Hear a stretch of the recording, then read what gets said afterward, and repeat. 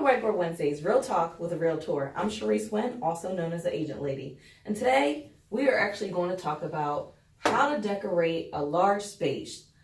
But we're not going to talk about it alone. We're going to go see Nicole Cole, the owner of Vestige Home, and she is going to tell us all about how to decorate a large space. Let's go! Hi guys, now we're actually here with Nicole Cole. Welcome. Thanks. You're welcome. And she is the owner of Vestige Home, interior designer, super amazing. And she's going to tell us actually about how to design a large room. And sometimes you think, what? It's easy to design a large room. What about a small room? Large rooms are hard too. So Nicole, take us away. How do we get started? First of all, the space is amazing. I'm sure everybody will agree. Thank you so much. You're welcome. You're welcome. So how did you get started with all this? So I think the biggest thing with a small room is to think about what the function of the space is, obviously. Large room, right? Or large rooms. It's okay. Large room, that's Right. what we're in. But to think about what the function of the space is. Okay. So we knew in this space that we obviously needed a sleeping area, and then we wanted an area kind of for hanging out, having coffee in the morning, reading, enjoying the fireplace. So in that, you want to create zones. So that way you're addressing the functionality that you need in the space.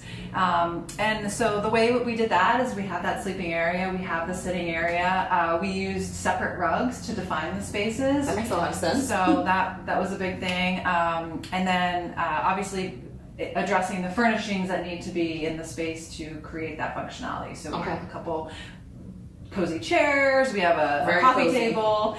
Coffee table is great for putting your feet up because we knew we wanted to be able to do that, so we got a nice sturdy coffee table for that, and a couple side tables to hold those cups of coffee and magazines and things. So really make it functional. Yeah. And that cool light, I mean, just all the furniture in general.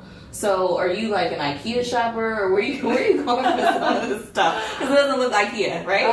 All over. All over. I am a fan of IKEA at times. This is a Target piece. Okay. So what appeals to me in design is to mix things up. Okay. I'll buy something that maybe is a little bit more of a splurge, and then I'll pair it with a tray from Target or a lamp, from IKEA or something. Right.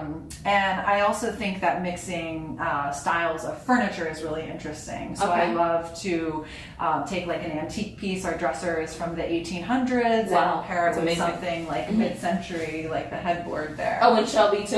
Yes, Shelby comes along with her. Yes. Hi, Shelby. Shelby thinks the beds is really for her. Right. This room is for Shelby, by the way. So 1800 century pieces along with today's whatever. Yeah, absolutely. I don't know. Along with like newer furnishings, or more like mid-century pieces. The headboard is probably from around like the 1960s. Oh wow. Okay. And I painted it and put the caning in it, so it kind of updates it a little bit, but the lines are still very mid-century. So that's pretty cool. Mix it up. So we create zones, and then I'm looking at this amazing paint that you have on the wall. It doesn't look, like the regular paint. It's like splotches or something in it. So can you tell me a little bit more about that? Yeah, so the paint is called Lime Wash.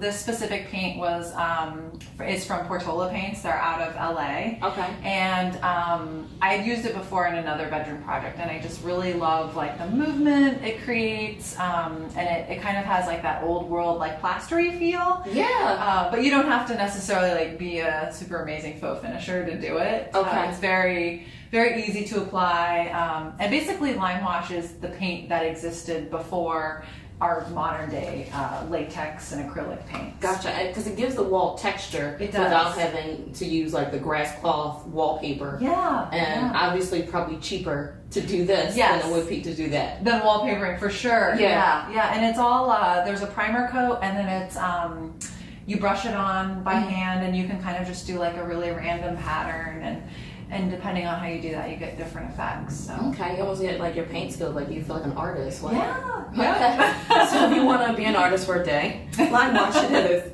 Okay, so we have the paint, we have the zones, and then like the furniture and the way you set it up. Because this room could have easily been possibly, an office. But I know this house is very large, so you didn't need office. You needed a sitting room, a sitting area. But if this was an office, then you would have arranged accordingly. But just in general, like, how did you? I don't know. Like, I feel like a lot of times people put things against the wall. Yes, that is very, very common.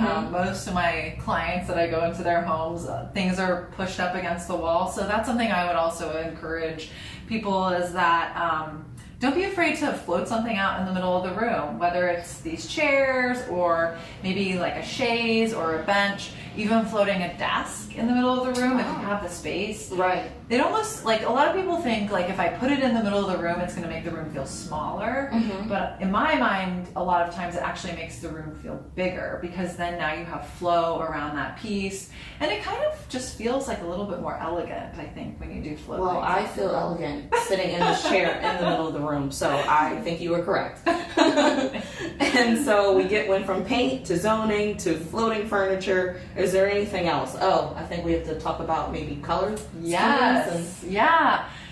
So another thing in a large space is that I think it's important to be conscientious about being consistent with the color and how it's moving through the space. So something that I tried to do in here is I had a base color of gray, and then my accents were green, a little bit of like a soft pink and black. And so I really tried to make sure that I was like sprinkling that throughout the room so that your eye continues to move throughout the space, and the room feels really more cohesive and connected. So you don't need to be matchy. You can kind of do it in different ways, because I don't feel like, it's a lot of green or a lot of gray or anything like that in here. Yeah. So like some of the ways that I achieved that in here was like through the upholstery. There's a pillow over there that has some green, even the plants. Right. Bring in that color. There's artwork and so it doesn't all necessarily have to be the exact same thing or even the exact same shade of green. Right. But just kind of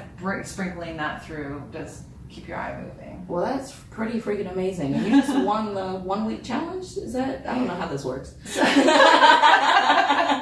So this room I worked on as part of, it's called the 1 Room Challenge. 1 Room Challenge. And it's a 6-week design challenge. There's about 20 featured designers, and I was fortunate to have the opportunity to be a featured designer. And basically every week we're blogging about renovating our space.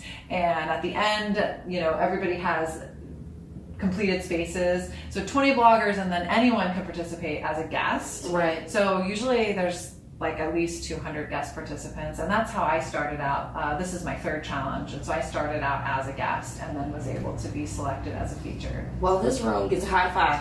Thanks, lady. Yes. Well, thank you for joining us today. And how do we find you? So I love Instagram. So if you guys are on Instagram, you can follow for design inspiration at Vestige Home. My website, vestige-home.com.